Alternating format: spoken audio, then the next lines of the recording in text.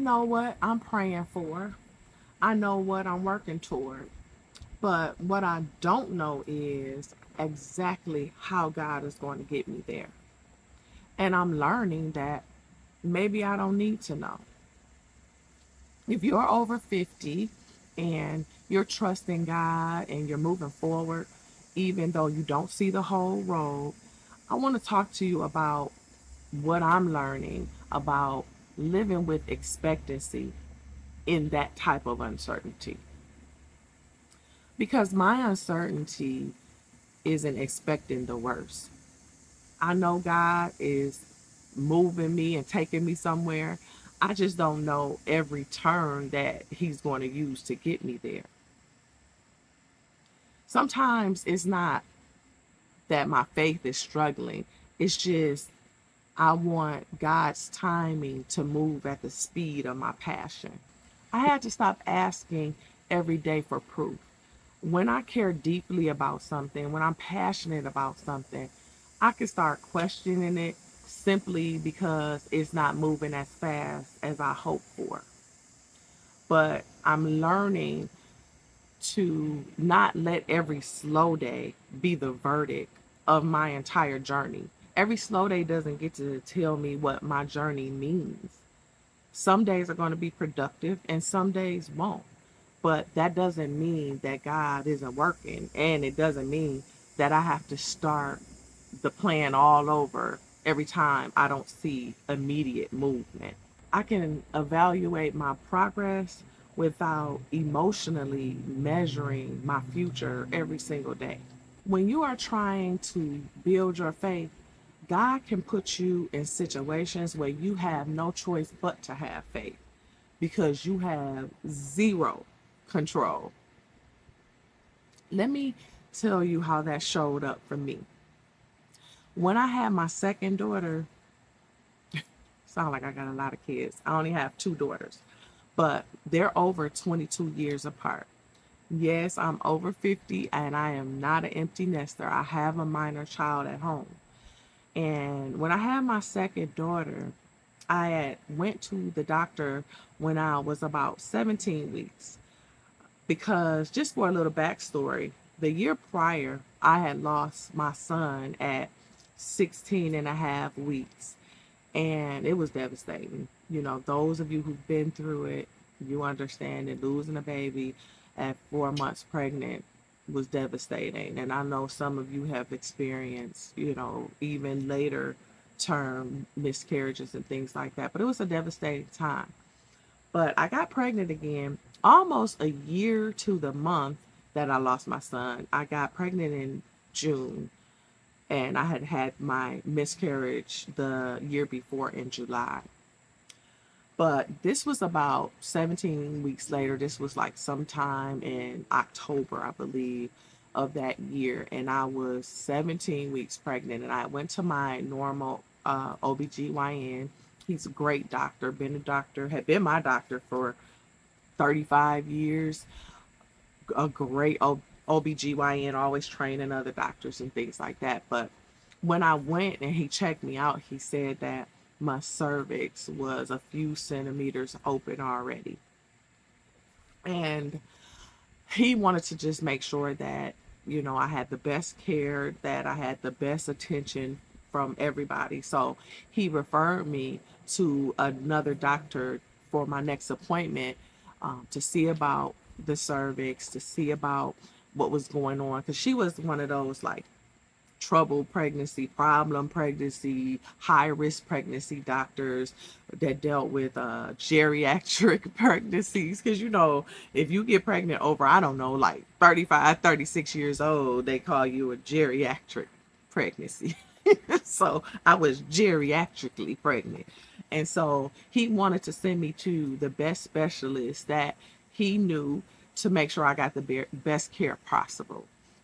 So I went to her and she did not give me any good information that she did not have. Okay. This doctor was doctoring. You know how doctors try not to give you a false hope. They're not going to give you, this is what we can do type of thing. They're going to make sure that they give you the worst case scenario, and this is what can happen, and these are the risks, and these are the things that, may go on. Now, prior to me going to this appointment, because it was only like 3 or 4 days from me having an appointment with my doctor to get into this specialist, because he got me in quickly. But during those 3 days, I was praying, I was praising and worshiping, I was singing praises, thanking God for what he was going to do, because I knew what I had already been through the year before. I knew that he was not going to send me through that type of pain and anguish again. I had faith that he just wasn't going to do it, and that everything was going to be okay. Although I didn't know, I had no proof, anything. I had proof from before that the opposite can happen, but I choose to exercise my faith in the best way, biggest way I could, and move forward and trust that God was going to make sure that my baby got here healthy and safely. So I praised and worshiped in between those 3 days, from my appointment with my doctor to get into that specialist. And so when we got in there and she was saying, "Oh, you're only 17 weeks. Your cervix could be opening because you may have an infection, or you may have damage to your cervix from your miscarriage. Um, we can't do anything if you have the baby before 23, 24 weeks. We can't try to resuscitate or keep the baby alive because it's not viable. It's not considered viable before 22 or 23 weeks, something like that." Like, she was laying it on us.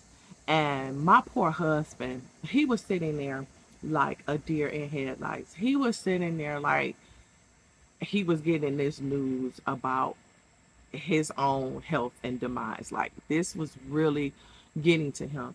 And I literally was sitting there like this. I was sitting there with a grin on my face. It wasn't like a goofy smile. I wasn't looking like the Joker or nothing like that, but I just had a grin on my face because I had a peace beyond understanding. When I tell you, when they say have a peace beyond understanding, I was so at peace, and I had so much faith that God was going to move, that he was going to do exactly what he promised, that everything was going to be okay. So while she was saying all this, that's how I was looking, and that's exactly how I was feeling inside. I wasn't trying to convince myself. Like I said, it was just a peace that I had never experienced before. I still go and pull from that now, because that peace is the type of peace you want to have in any type of detrimental, high risk, very serious situation. I knew God had it. And make a long story short, that same day she took me in. As she was even testing, they had to do the amniotic fluid test and pull some fluid out to test it for infection and some other things to make sure that the pregnancy was going okay. When she pulled my fluid out, she was like, "Oh my goodness, your fluid is so clear and pretty. Your fluid looks good. There's no cloud or anything. You definitely probably don't have an infection, but I won't know until I check you out." Oh, and even prior to that, she was telling me, I could have fibroids. That's probably why I lost the other pregnancy, and just all of that type of stuff. So she tested for all that. And she came back in and she told me and my husband, "No, you don't have an infection at all. As a matter of fact, your amniotic fluid looks great. It's the right level of fluid." She was like, "We should be able to get a stitch, because they'll give you a stitch to hold your uterus together to make sure you don't go into preterm labor." She's like, "You should be able to get a stitch with no problem. You do have fibroids, but your baby attached on the opposite side, whew,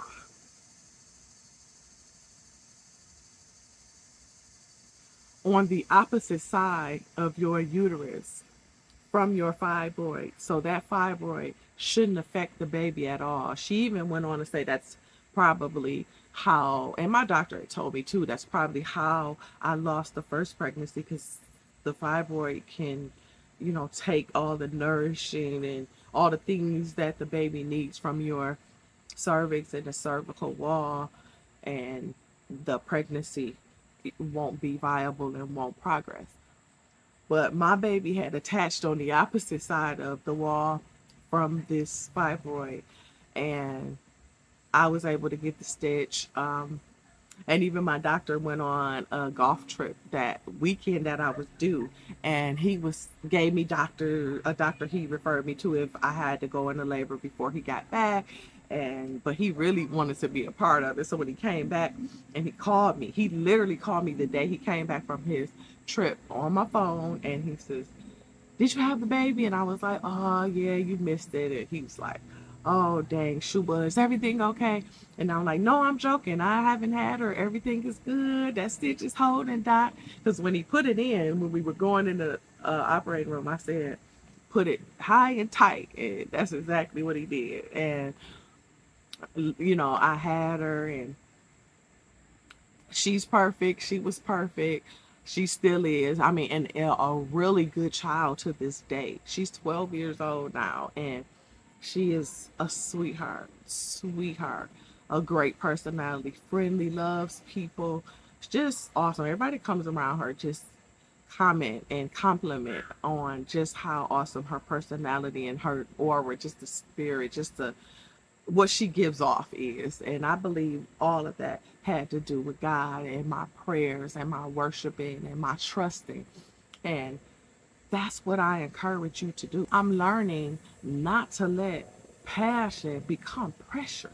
And that is like one of the biggest lessons for me. Sometimes my faith isn't struggling, it's just that my patience is tired. And then when my patience gets tired, my determination can go into overdrive. Like do more, try harder, figure something out, make something happen. But I'm learning that expectancy can be active without being frantic. I can pray, I can work on my book, I can build my website, I can work on my videos, I can learn new systems and programs, I can adjust, I can still keep moving and not trying to force the timeline. And when my passion starts to outrun my patience, I'm going to remind myself that I don't have to force tomorrow to have evidence that God is working today. Maybe you don't know where your road is taking you either, but that does not mean that you're lost. You can be uncertain about the route, but still expectant about the future. And that's what I'm encouraging you to do, because that's exactly what I'm doing. I don't need the map. I just need to keep walking in faith with the one who knows the route and the destination. And that's what I'm encouraging you to do too. We can keep moving and we don't have to know every single step that we have to take. But we're going to make something happen. And if anything I said is motivating you, encouraging you, subscribe and join me here, because these conversations is going to continue. I also continue these conversations over on Substack. I do a Monday reinvention letter, and I talk about these things. I elaborate on some of the videos that I've put up and just on the journey that I'm on for reinventing life after 50. So I just encourage you all to let's keep this conversation going and to walk in faith with the one who already knows our destination. We got this, y'all. We got this, and we're going to do this. And remember, I love you with the love of God. Peace.